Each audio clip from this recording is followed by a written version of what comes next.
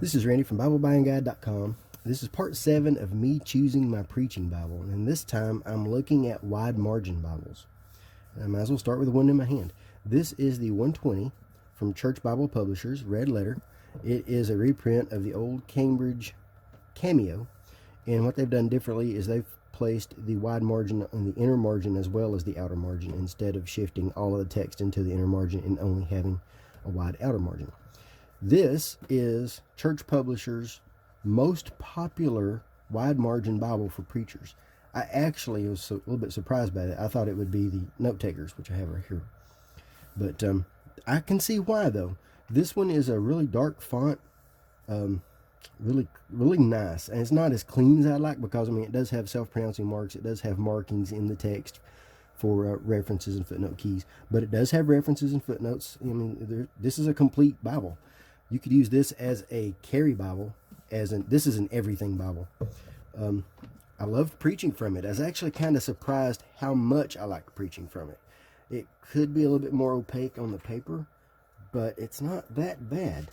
It's easy to turn. The pages are, it's not a lot of glare on it. My main complaint is the opacity. I would like to have a little bit more opacity, but other than that, it's great. I had no issues reading from it, preaching from it, no problems at all. It's easy enough to write in. You're not going to get a whole lot in there, but you can get some notes. So if you're looking for something small to carry, and you don't mind a little bit smaller font, this is a good choice. And I'm tempted to use that one just because of the size. I mean, that's tough. That's really a tough one. We might as well look at the other one I just mentioned, the Notetakers. Now, if your goal is making notes, and your goal is to write your sermons in your Bible, then this is it. This is your Bible. The paper is not my favorite paper. It's opaque enough. It has a slight glare, but not bad at all. Just enough to notice. It's a little bit noisy. It's not the easiest to turn, but it's not that difficult either. And here's what it looks like when you write on it. There's one side of the page with the notes on the other. So it's not difficult to write in. It's not that large of a Bible. It's the size of a study Bible or smaller. Edge-lined. Both of these are edge-lined. The 120 and this one, edge-lined. That one's tough. That's a tough choice. You can get this in red letter or black letter. You can get it in all kinds of different covers, from anything from iron calf to water buffalo to lambskin. You can get a lot of options with this one.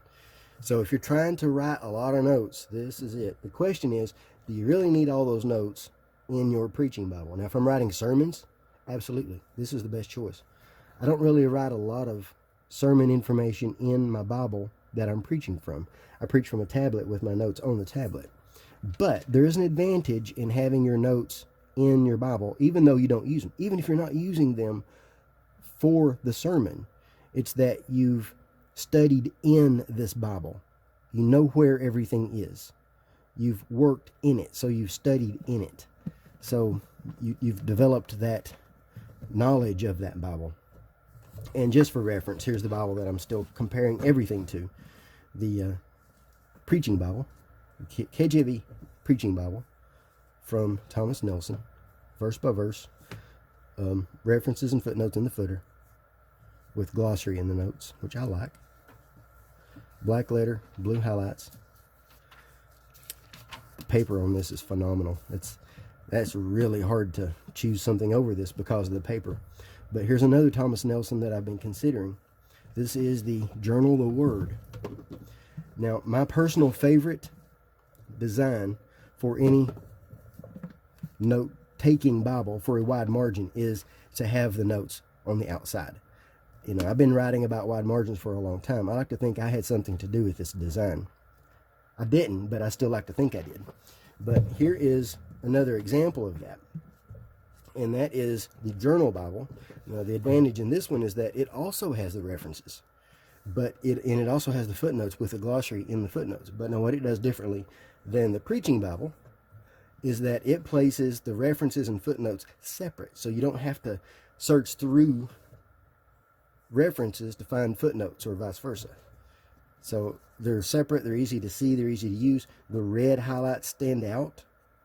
So that one is tempting. The only thing is this font is a little small. But I didn't have a lot of issues preaching from it. So that's something to think about. Something to consider. That one is big enough to, or small enough to carry. That would be a carry Bible. So, and this comes back to what I keep thinking. I keep thinking I'm choosing a Bible to do everything in, and that's not necessarily the case. I'm trying to choose one just to preach in, but I keep feeling like I'm also reading from it, and I'm also carrying it. Here's another one, the large print Journal of the Word. Now this is text only. Well, what I mean by that, it doesn't have references or footnotes, but it is the same design as the Notetakers. And again, I got too much on my table here. Same design. It's just that this one has the yellowed paper, and it has section headings in the text. And the font is not as dark. Actually, it could be as dark. It's just that the paper is tinted so that it's not as much contrast. I love the color of this paper, of the Notetakers. That's my favorite color of any of them. Even over this one. I love the Notetakers color over this one. But this one is red letter, which I don't really care for the red in this. Kind of washes out just a touch. It's almost a moot point with this yellow paper. But the section headings do stand out. This is a good one. I like turning this paper better than I like turning the paper from church publishers. I like this paper well enough, but it's a little bit more difficult than this one. So I have to decide what's the priority, the color of the paper or how easy it is to turn. Now, thinking about that though, I read from the page for more minutes than I spend turning the page. So in that case, I'm going to think possibly the color of the paper is more important than how easy it is to turn. Just a train of thought, just something I'm thinking about. But that's also tempting. And let's see, what else did I look at here? Cambridge. The advantage in the Cambridge Concord is that you can create a complete study Bible out of this thing. First of all, it's a Concord, which means that pagination matches the regular Concord. It's a little bit smaller font than the regular Concord, which means that you can get a personal size, you can get a regular size, and you can get the wide margin and carry, whichever one you want to carry. Study from one, read from one, carry one, preach from one, whatever. And it's the same pagination. Everything's exactly, you know where everything is. The thing is, this one has the margins in the inner margin, which I find a little bit more difficult to use. It's not impossible to use, but you're not going to get a lot of notes in there. But this paper is my favorite of all of them. I'll take this paper over any of them. Now, I don't have the newer version of the R.L. Allen wide margin. I hear that has the best paper, but I don't have that one, so I can't compare. But I do have the older edition, which is the same paper as this, which I love. I love the paper in this.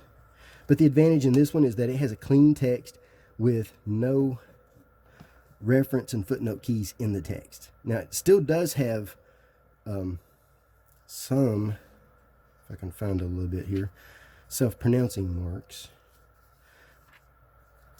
Now, I know I passed a lot of self-pronouncing marks on my way here. There's an example. So it still does have some self-pronouncing marks, but it's not overdone. But overall, the text is clean. It does have a concordance. It does have paper for notes, lined paper and blank paper, and it does have a nice map. So this is the choice I would make if I was trying to create a full study Bible. The thing is, it's wide, a lot wider than the Notetakers, noticeably.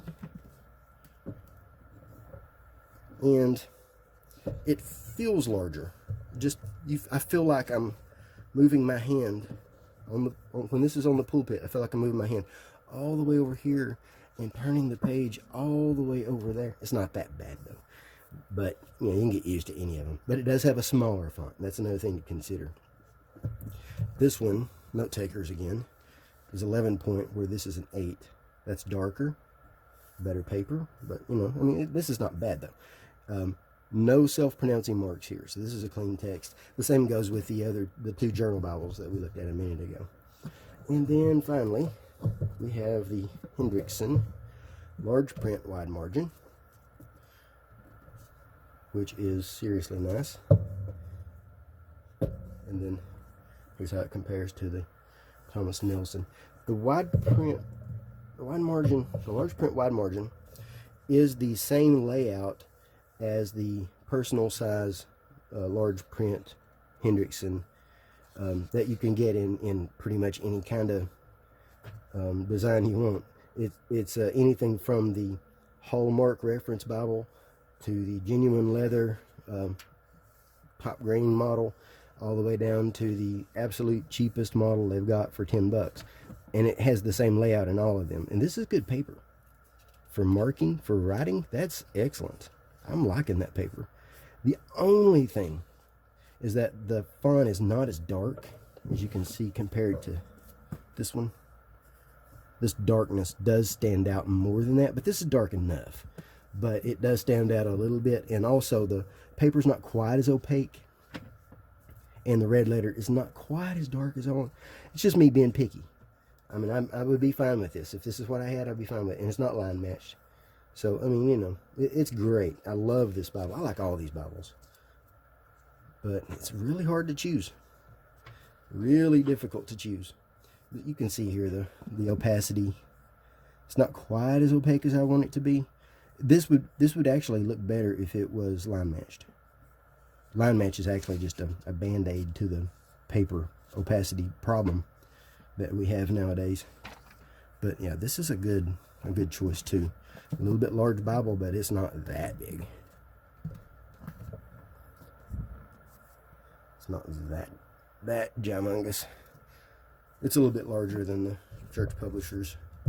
And there are several others that I considered. For example, the KJV RV. I really wanted this one to be my Bible. I really did. It's just a little too busy for preaching. It's great for study. It's dark, large print. It's just that when you have all of these interlinear text, and then the verse numbers are a little difficult to find because it's a paragraph and it's beautiful.